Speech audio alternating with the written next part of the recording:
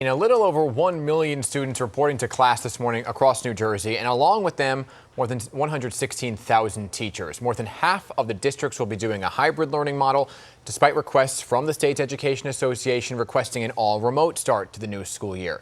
Sean Spiller serves as the vice president of the New Jersey Education Association. He's also the mayor of Montclair. He joins us this morning with more. Mr. Sean Miller, thank you for joining us. Good morning.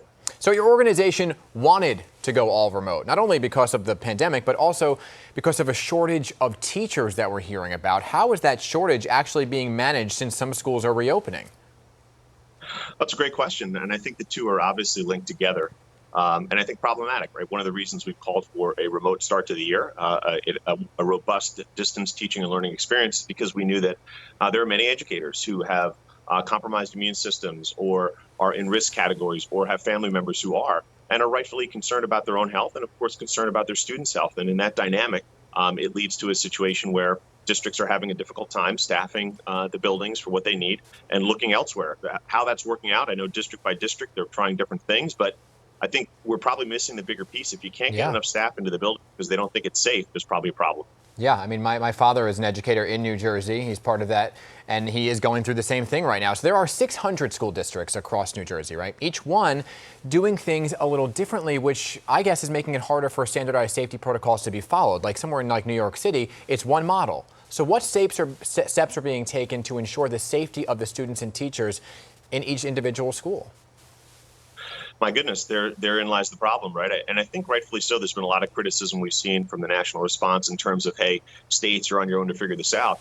Well, unfortunately, here in Jersey, each of our districts has kind of been left to figure this out. You know, that means securing PPE.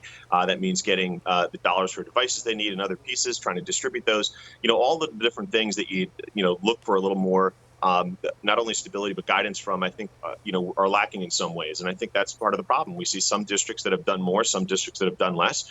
You noted how many there are. It's just so many different plans that it's a challenge. It's a challenge for the state, I'm sure, to track and see who's doing it well, who's not. And certainly it's a challenge for our members. So let's take a look at some individual school districts. For example, Paterson, right? It's the largest in the state, just had its reopening plan approved last week. A lot of other districts, though, across the state haven't had their reopening plans approved. I mean, we're in it now, but they're still expected to start classes today. So without those plans being approved, are they putting teachers and students in danger?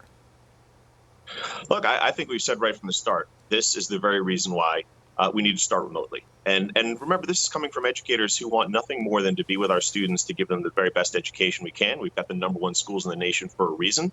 But we also have to understand that we cannot put an arbitrary date where we've got to return ahead of a pandemic, a virus, and students and staff. So who do you bring those concerns to? I'm sorry to interrupt you, but who do you bring those concerns to? You know, in New York City, for example, the teachers threatened to go on strike if they didn't get some of what they wanted passed. So who do you bring those concerns to?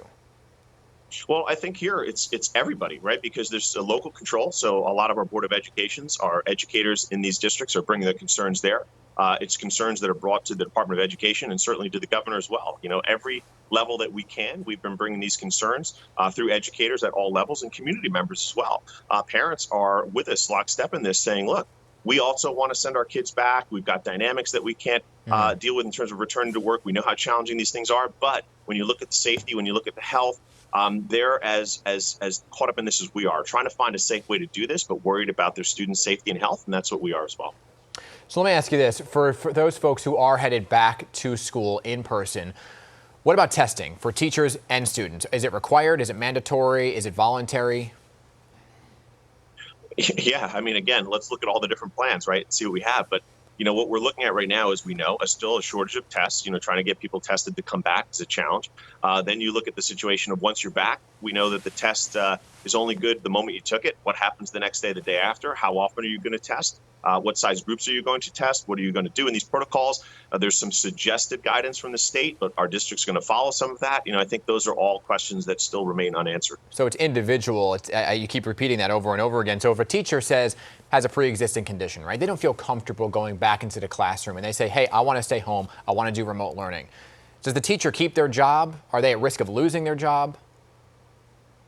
Yeah, they're at risk. I mean, what happens now is under the law right now, they have a portion of leave they're allowed to take. And once that leave is expired, then it's a conversation with the district and we see how this moves forward. So I think that's part of the challenge is districts are reviewing these cases. They're making these decisions. And we have members that don't feel comfortable with that and certainly will not feel comfortable when that time runs out and they're required to head back. And real quick, only a few seconds left. You're also the mayor of Montclair. What's Montclair doing? Right now, we went back virtually, which I think was the right decision, providing the best education we can for our students. And then when the virus dictates and the buildings and the staffing and everything else that we can get a hold of dictates that we can go back, we will.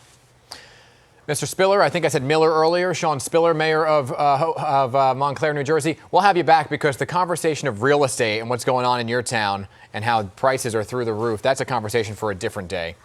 So you're welcome back to talk about that, right? Hey, thank you for your time on this very important topic of education. Appreciate it.